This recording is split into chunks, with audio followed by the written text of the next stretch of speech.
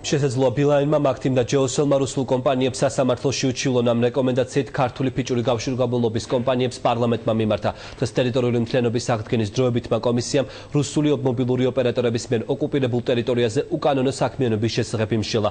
გადაწყდა, რომ ამ საკითხს პარლამენტი ერთ კვირაში კიდევ ერთხელ მიუბრუნდება და კანონის დამხმარე კომპანიების წინააღმდეგ სანქციების გატარების შესახებ იმსჯელებს. ოკუპირებული ტერიტორიების შესახებ საქართველოს კანონის შესაბამისად იდევნება ჯერ ადმინისტრაციული, შემდეგ სისხლის სამართლის წესით.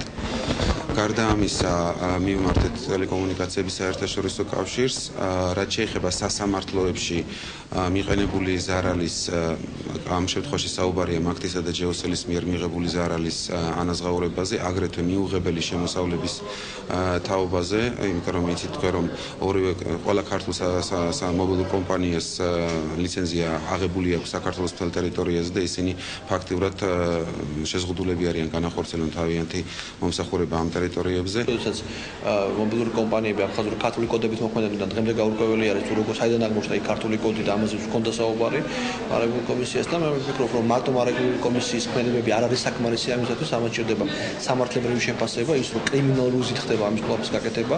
ამიტომ პროკურატურამ უნდა აღძრას ეს სამართლის საქმე. მარეგულირებელ საკომუნიკაციო სივრცეში დარღვევების აღმოსაფრთხოებად გვჭირდება სრული კოორდინირება. ეს კოორდინირება გულისხმობს მარეგულირებელი სტრუქტურის სრული მასშტაბით ამოქმედებას, ეს გულისხმობს საგარეო საქმეთა სამინისტროს ჩართვას ამ მიმართულებით, ეს გულისხმობს კერძო კომპანიების მაგთის, ბილაინის, ჯეოსელის ჩართვას ამ მიმართულებით.